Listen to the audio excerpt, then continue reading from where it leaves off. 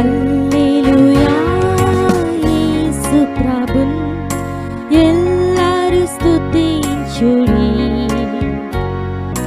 వల్లభుని చర్యలను తిలకించి స్తుతించుడి. Praise the lord. దేవునికి స్తోత్రము కలుగును గాక.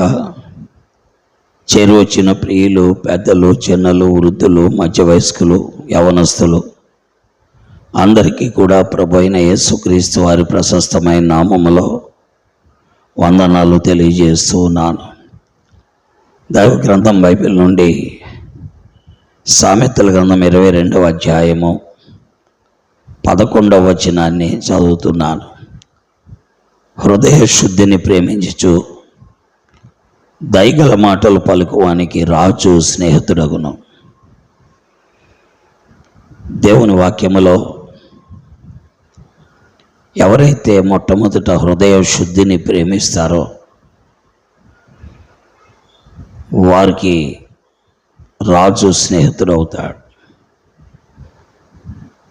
ప్రియులారా, కపట హృదయం, దుష్ట హృదయం, అలాగే అవివేక హృదయం, చెడిన హృదయం వల్ల రాజుకు మనం స్నేహితులం కాలేం. కాబట్టి హృదయ శుద్ధిని ప్రేమించాలి. అందుకే మన హృదయాలను కడుక్కోవాలి. మొట్టమొదట మన హృదయం మోసకరమైనది, అది ఘోరమైన వ్యాధి గలది. దాన్ని గ్రహింపగలవాడెవరు?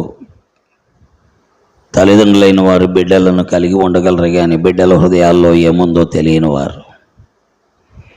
అయితే మన హృదయ పరిశోధకుడు దేవుడే.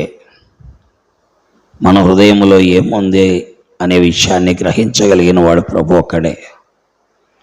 లేఖనాల్లో మనం చూస్తున్నాం, స్పష్టంగా మనం గమనించగలం.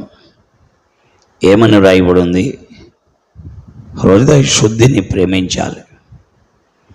అనగా ఈ పాపపు హృదయాన్ని కడుక్కొని శుద్ధి చేసుకోవాలి. ఈ పాపపు హృదయం ఎలా కడగబడుతుంది? దీన్ని కడగటానికే దేవుడు మానవుడిగా ఈ లోకంలోకి వచ్చారు. ఆయనే ప్రభువైన యేసుక్రీస్తు వారు. ఆయన శిలువలో చిందించిన రక్తమే మానవ పాపాన్ని కడిగి పరిశుద్ధపరిచి పవిత్రపరచగలదు. మానవ జీవితాన్ని శుద్ధి చేస్తుంది. అలాగున క్రీస్తు రక్తములో కడగబడి మానవ హృదయాన్ని శుద్ధి చేసుకున్నట్లయితే రాజు మనకు స్నేహితుడు అవుతాడు. అందుకే వాక్యములో చూస్తున్నాం, హృదయ శుద్ధిని ప్రేమించు దయగల మాటలు పలుకువానికి రాజు స్నేహితుడు అవుతాడంట. అలాగున ప్రియులారా, నెహెమ్యా కాలంలో రాజుగారు నెహెమ్యాకు స్నేహితుడు అయిపోయారు. ఎందుకంటే నెహెమ్యా హృదయ శుద్ధిని ప్రేమించినవాడు. నెహెమ్యా దయగల మాటలు పలికేవాడు. అందువల్ల రాజుగారికి అతను స్నేహితుడయ్యాడు. రాజుగారు అతనికి పర్మిషన్ ఇచ్చాడు. యెరూషలేము గోడలు కట్టడానికి, వెళ్ళటానికి అవకాశాన్ని కల్పించిన వాడు రాజే. కాబట్టి దేవుని వాక్యం వింటున్నటువంటి ప్రియులారా, హృదయ శుద్ధిని ప్రేమించచ్చు దయగల మాటలు పలికేవాడికి రాజు స్నేహితుడు అవుతాడు.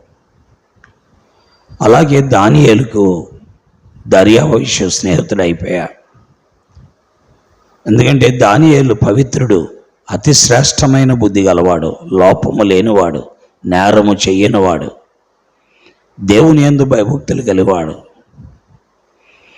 ఇలాంటి మంచి లక్షణాలు కలిగి దర్యావేషు దగ్గర మంచి మాటలు పలికేవాడు. అందుకే దర్యావేషుకి దానియేలు స్నేహితుడైపోయాడు.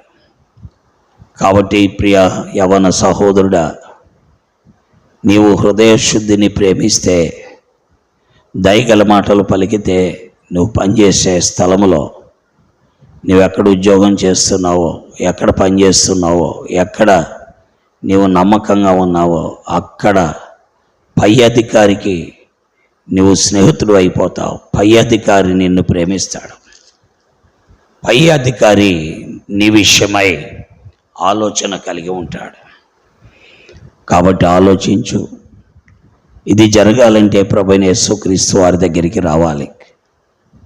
క్రీస్తును నీ స్వంత రక్షకుడిగా అంగీకరించాలి, దేవుడిగా అంగీకరించాలి. నీకే ఆయన సర్వస్వం అని ఆయన నమ్మాలి. తద్వారా నీవు ఈ మేలు అనుభవించగలవు. దేవుడి మాటలు దీవించుగాక. ఆమేన్. పరిశుద్ధుడైన తండ్రి, ప్రేమ కలిగిన మా ప్రియమైన ప్రభువా, జీవం కలిగినటువంటి మా దేవా, జీవాధిపతి, ఎలా నేడు నిరంతరం ఒకటే రీతిగా ఉండి మాట ఇచ్చి నెరవేర్చేటువంటి మా ప్రభువా, నీ ఘనమైన ఉన్నతమైన నామం కొరకే మీకు ఎంతో వందనములు, స్తుతులు, స్తోత్రాలు, కృతజ్ఞతాస్తుతులు చెల్లించి నిన్ను కీర్తించి ఆరాధన చేయించు ఉన్నాం. ఈ సమయంలో నీ పరిశుద్ధ పాదములతకు చేరుతూ ఉన్నాం. చేరువచ్చిన బిడ్డలందరి కొరకే మీకు వందనాలు. నీ వాక్యం విన్న వారందరిని బట్టి స్తోత్రిస్తున్నాం. గ్రహింపులోకి తెచ్చి మీరే మహిమ పొందమని యేసు దివ్య నామములో ప్రార్థిస్తున్నాం తండ్రి. ఆమేన్. Praise Lord. అందరికీ వందనాలు. దేవుడి మిమ్మల్ని దీవించుగాక.